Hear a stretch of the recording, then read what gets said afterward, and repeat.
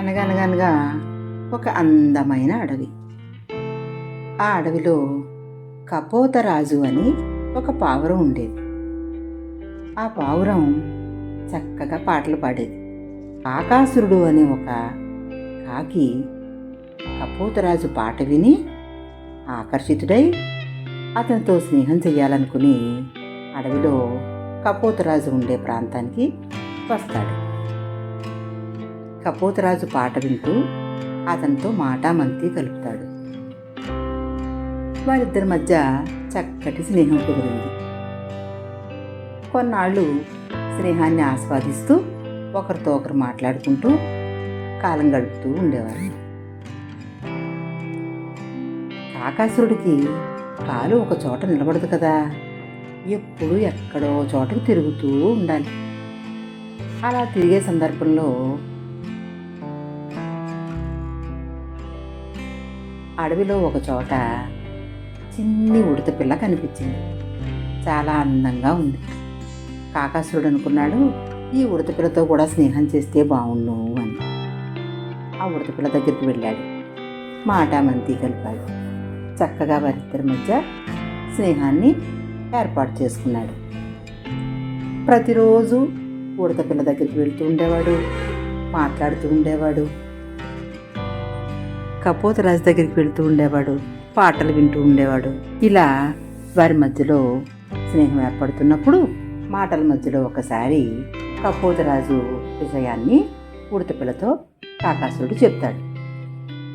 అలాగా ఆ కపోతరాజు నాకు కూడా స్నేహితుడే, మేమిద్దరం చానాల క్రితం నుంచి స్నేహంలోనే ఉన్నామని ఉడత పిల్ల కూడా చక్కగా చెప్తుంది. కాకాసురుడు కపోతరాజు దగ్గరికి ఉడత పిల్ల దగ్గరికి అటు ఇటు వెళుతున్న సందర్భంలో కపోతరాజు దగ్గరికి వచ్చినప్పుడు కాస్త వ్యంగ్యంగా వెటకారంగా మాట్లాడాలనుకుంటాడు. ఏమోయ్ కపోతరాజు, నువ్వు చాలా బాగా పాడుతావని, నీ పాటే అందంగా ఉంటుందని, నీకులాగా ఇంకెవరూ పాడలేరని, పైగా నా గొంతు అసలు బాగుండదని అందరితోనూ అంటున్నావట అని వెటకారంగా మాట్లాడతాడు. ఆ మాట విన్న కపోతరాజు బాధపడతాడు. ఇదేమిటి ఇలా మాట్లాడుతున్నావు? నేను ఎప్పుడు ఎవరిని కించపరిచి మాట్లాడను, నిన్ను అసలు మాట్లాడే అవకాశమే లేదు, నువ్వు నా స్నేహితుడు కదా, అలాంటప్పుడు నీ గురించి నేను ఎందుకు తప్పుగా మాట్లాడతాను అని కపోతరాజు అంటాడు.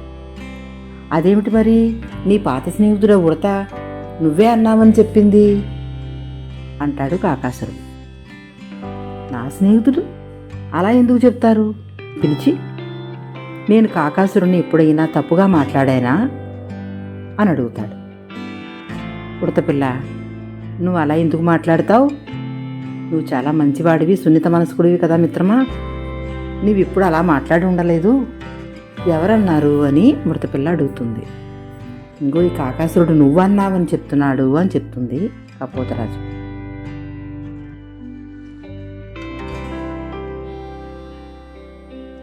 ఈ మాట వాళ్ళిద్దరి మధ్యన గొడవ జరగటాన్ని చూసి కాకాసురుడు ఆనందపడుతూ ఇద్దరిని చూస్తూ ఉంటాడు. నేను ఆ మాటలు అనలేదు, కాకాసురుడే నీతో అలా అబద్ధం చెప్పాడు అని ఉడతపిల్ల చెప్పినప్పుడు కపోతరాజు ఇక్కడి మాటలు అక్కడ, అక్కడ మాటలు ఇక్కడ చెబుతూ కా అంటే కీ అని, కీ అంటే కా అని ఒకరి దగ్గర మాటలు ఇంకొకరితో చెప్తున్నావు కనుకే నిన్ను కాకి అన్నారన్నమాట. ఇక మీదట నువ్వు నాకెప్పుడు కనిపించవద్దు అని కపోతరాజు ఎగిరిపోయి వెళ్ళిపోతాడు. చూసావా, మాట దురుస్తనం వల్ల, వెటకారం వల్ల ఇద్దరు మంచి స్నేహితుల్ని కాకాసురుడు కోల్పోయాడు.